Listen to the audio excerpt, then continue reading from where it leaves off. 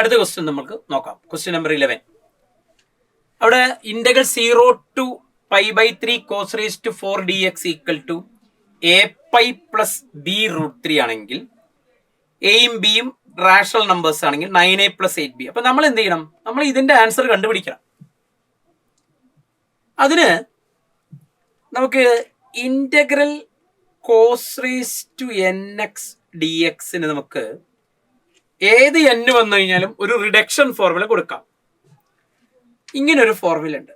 1/n into cos power n-1x into sine x plus n-1/n in-2 എന്ന് എഴുതാം. അപ്പൊ n ഒരു 15 ആണെങ്കിൽ ഇതിൽ കൊടുക്കുമ്പോൾ ഇവിടെ 14/15 ഇൻറ്റു i13. പിന്നെ i13നെ നമ്മൾ n-ന് പകരം 13 കൊടുത്ത് ഇങ്ങനെ റെഡ്യൂസ് ചെയ്ത് കൊണ്ടുവരാം. അതുകൊണ്ടാണ് ഇതിന് റിഡക്ഷൻ ഫോർമുല എന്നാണ് പറയുന്നത്. ഇത് ഓർത്തിരുന്നാൽ നമ്മളെ പ്രോബ്ലം നേരിട്ട് ചെയ്യാൻ പറ്റും. നമ്മളെ പ്രോബ്ലത്തിൽ കോസ് റേസ് ടു 4x ആണ് ചോദിച്ചിരിക്കുന്നത്. അപ്പൊ ഇവിടെ കോസ് ക്യൂബ് എക്സ് വരും, ഇവിടെ 3/4 എന്ത് വരും? കോസ് സ്ക്വയർ എക്സ് വരും. ഇത് ഉപയോഗിച്ച് നമ്മൾ എഴുതുകയാണെങ്കിൽ ഇത് ഉപയോഗിച്ച് എഴുതി നോക്കാം. വീണ്ടും നമുക്ക് ആ ഫോർമുല നിങ്ങോട്ട് എഴുതാം. Integral cos raise to nx dx equal to 1/n into cos raise to n-1x sin x plus n-1/n into in-2 എന്നാണ് റിഡക്ഷൻ ഫോർമുല. അപ്പൊ integral cos raise to 4x dx ആണെങ്കിൽ നേരിട്ട് നമുക്ക് 1/4 into cos cube x sine x plus 3/4 into cos square x i2 അല്ലേ, n-ന് 4 കൊടുത്ത് അത് നമുക്ക് വീണ്ടും 1/4 into cos cube x sine x plus 3/4 into 2 വീണ്ടും കൊടുക്കുന്നു 1/2 into cos x sine x അല്ലേ. ഇതിൽ n-ന് 2 കൊടുത്താൽ മതി. കോസ് റേസ് ടു nxന്റെ ഫോർമുലയിൽ n-ന് 2 കൊടുത്താൽ i2 കിട്ടും. 1/2 cos x sine x plus 1/2 i0 എന്ന് പറഞ്ഞാൽ ഇന്റഗ്രൽ dx. therefore ഇന്റഗ്രൽ 0 to 3 ആയിരുന്നു നമ്മുടെ ക്വസ്റ്റ്യനിൽ π/3 cos raise to 4x dx കൊടുക്കുമ്പോൾ 1/4 into cos cube x sine x in the limit 0 to π/3 plus bracket മാറ്റുമ്പോൾ 3/8 into cos x sine x in the limit 0 to π/3 plus 3/8 integral 0 to π/3 dx. അതിന്റെ values കിട്ടിക്കഴിഞ്ഞാൽ 1/4 into π/3 കൊടുക്കുമ്പോഴേ ഉണ്ടാവുള്ളൂ. 0 കൊടുക്കുമ്പോൾ sine 0 ആയിരിക്കും. Cos π/3 what is cos π/3?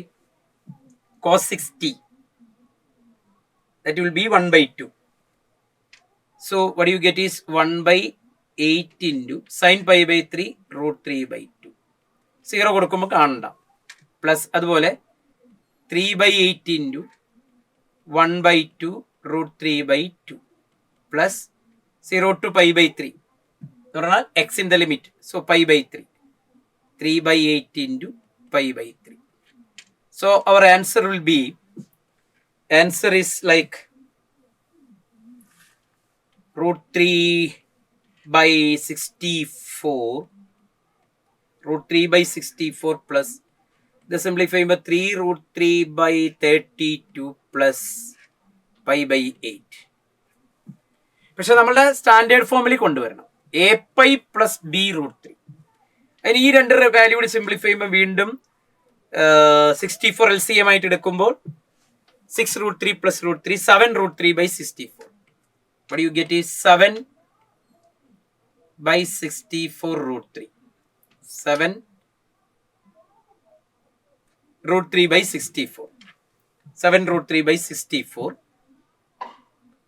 plus π/8. എങ്ങനെയാ ഒരു പ്രോബ്ലത്തിൽ പറയുന്നത്? a π a pi. So you can write it as 1/8 into pi plus b root 3. b root 3 എന്ന് പറയുമ്പോൾ 7/64 root 3.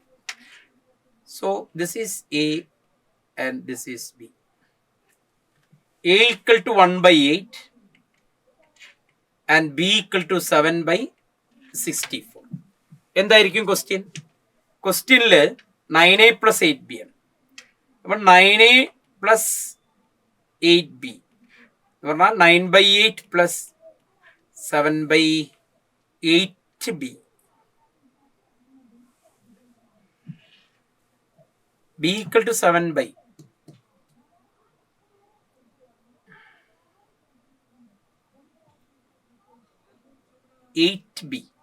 എന്ന് പറയുമ്പോൾ 7/8. 8 കൊണ്ട് മൾട്ടിപ്ലൈ ചെയ്യുമ്പോൾ 7/8 കറക്റ്റ് ആണ്. 16/8. What do you get? The answer is 2. ഓർത്തിരിക്കേണ്ട കാര്യം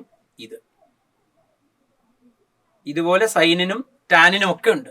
പക്ഷെ ഇന്റഗ്രൽ 0 to π/2 ആണെങ്കിൽ വീണ്ടും സിമ്പിൾ റിസൾട്ട് ഉണ്ട്. അത് വേറെ പ്രോബ്ലം ചെയ്യുന്നുണ്ട്. റിഡക്ഷൻ ഫോർമുല ഇന്റഗ്രൽ 0 to π/2 ആകുമ്പോൾ ഇവിടെ 0 to π/3 അല്ലെങ്കിൽ 0 to a to b ഇനി a to b കാണാൻ ഇന്റഗ്രൽ cos raised to nx-ന്റെ റിഡക്ഷൻ ഫോർമുല അപ്ലൈ ചെയ്യുന്നു. 0 to π/2 ആകുമ്പോൾ ഇത് പർട്ടിക്കുലർ വാല്യൂ ആയിട്ട് വേറെ കോൺസ്റ്റന്റ് നമ്പർ ആയിട്ട് വരുന്ന വേറെ ഫോർമുല ഉണ്ട്. അത് നമുക്ക് ഈ പ്രോബ്ലത്തിലേക്ക് ആവശ്യമില്ല, അതുകൊണ്ട് ഞാൻ പറയുന്നില്ല. ഓക്കെ, അപ്പോൾ ഏതായിരിക്കും ഓപ്ഷൻ വരുന്നത്? 2 ആണ് ആൻസർ. 2 കൊടുക്കുന്നത് യെസ് 2 ആൻസർ വരുന്നു. So option 1 is the correct answer. Option 1 ആണ് അതിന്റെ കറക്റ്റ് ആൻസർ. റിഡക്ഷൻ ഫോർമുല ഓർത്തിരുന്നാൽ നമുക്ക് ഇല്ലെങ്കിൽ ഈ റിഡക്ഷൻ ഫോർമുല ഇല്ലെങ്കിൽ എങ്ങനെ ചെയ്യണം? റിഡക്ഷൻ ഫോർമുല തന്നെ കൺസ്ട്രക്ട് ചെയ്തെടുക്കുകയാണ് വേണ്ടത്. cos square x whole square ആക്കി എഴുതണം. 1 plus cos 2x all divided by 2 whole square. പിന്നെ അത് a plus b whole square ഉണ്ട്. വീണ്ടും cos square x നെ മാറ്റണം. അതാണ് ഈ ഡയറക്റ്റ് ആയിട്ട് എഴുതുന്നത്. അപ്പൊ ഇത് ഓർത്തിരുന്നാൽ പെട്ടെന്ന് നമുക്ക് ചെയ്യാൻ പറ്റും. അത്ര മാത്രമേ ഉള്ളൂ.